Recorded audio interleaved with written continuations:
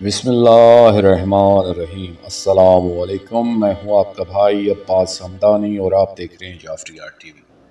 آج کا ہمارا موضوع گفتگو ہے شجاعت کا ایک بیان۔ دوستو، شب عاشور امام علیہ السلام رات کی تاریکی میں اپنے خیموں سے کچھ دور چلے گئے۔ نافع بن ہلال جو امام کے اصحاب میں سے تھے، آپ کے پاس تشریف لائے اور خیموں سے دور آنے کا سبب دریافت کیا اور یہ بھی کہا کہ اے فرزند رسول صلی اللہ علیہ وآلہ وسلم، آپ کو یوں اس طرح کا شخص کے لشکر کے قریب دیکھ کر میں پریشان اور وحشت زدہ ہو گیا ہوں۔ امام علیہ السلام نے جواب میں فرمایا، میں خیموں کے اطراف کی بلندیوں اور گہرائیوں کا جائزہ لینے کے لیے آیا تھا تاکہ کہیں کوئی ایسی جگہ نہ ہو جہاں سے دشمن چھپ کر حملہ کرے یا تمہارے حملوں سے بچنے کے لیے اس جگہ سے استفادہ کرے۔ پھر امام علیہ السلام نے نافع کا ہاتھ اپنے ہاتھ میں لے کر فرمایا، آج ہی کی رات کا وعدہ ہے، خدا کی قسم اس وعدے کو ضرور پورا ہونا ہے۔ اس کے بعد امام علیہ السلام نے چاند کی روشنی میں نظر آنے والی پہاڑیاں نافع کو دکھائیں اور فرمایا، کیا تم نے یہ نہیں چاہتے کہ رات کی تاریکی میں ان پہاڑوں کے درمیان چھپ کر اپنی جان بچا لو؟ نافع بن ہلال امام علیہ السلام کے قدموں میں گر پڑے اور عرض کیا، میری ماں میری موت کا ماتم کرے، میں نے یہ تلوار 1000 درہم میں خریدی ہے اور یہ گھوڑا بھی 1000 درہم میں خریدا ہے۔ اس خدا کی قسم جس نے آپ کی محبت عنایت کر کے مجھ پر احسان کیا، جب تک اس تلوار کی دھار باقی ہے اور جب تک یہ گھوڑا تھکن سے چور نہیں ہو جاتا، میں آپ کے ساتھ رہوں گا۔ مکرم نافع بن حلال سے نقل کرتے ہیں کہ امام علیہ السلام اطراف کے علاقے کا جائزہ لینے کے بعد خیموں کی طرف واپس آئے اور جناب پاک سیدہ شریکت الحسین صلوات اللہ علیہا کے خیمے کے میں داخل ہو گئے۔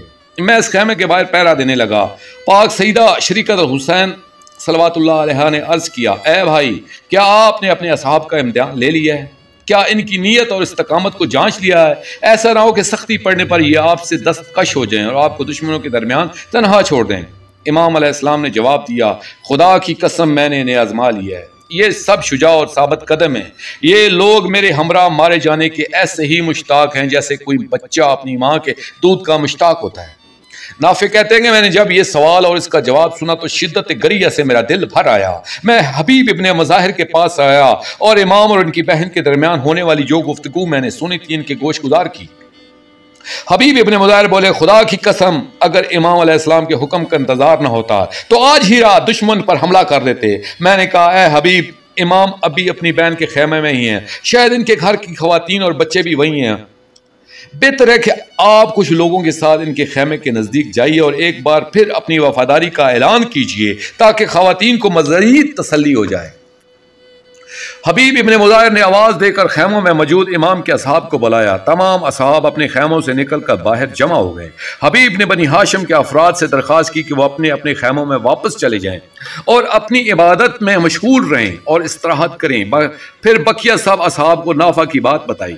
سب نے جواب دیا، اس خدا کی قسم جس نے ہمیں یہ عزت بخشی اور ہمیں اس اعزاز سے نوازا، اگر ہم امام کے حکم کے منتظر نہ ہوتے تو ابھی اسی وقت اپنی تلواریں اٹھا کر دشمن پر ٹوٹ پڑتے۔ اے حبیب، آپ ہمارے بارے میں مطمئن رہیے۔ حبیب نے انہیں دعا دی اور تجویز پیش کی کہ ہم سب ایک ساتھ اہل حرم کے خیموں کے پاس جا کر انہیں اطمینان دلاتے ہیں۔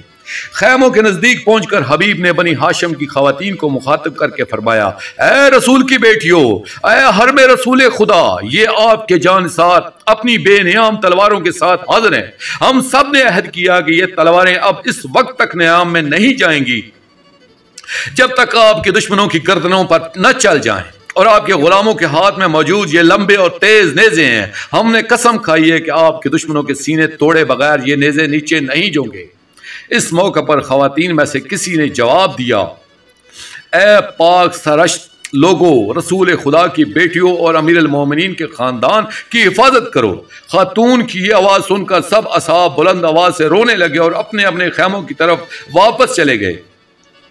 یہ تھی امام حسین علیہ السلام کے اصحاب اور جانثاروں کی بہادری، شجاعت اور وفاداری، جس کی تصدیق آپ نے امام حسین علیہ السلام کی زبانی سنی، اور یہ شب عاشور نافع بن ہلال اور دوسرے اصحاب امام کی گفتگو تھی۔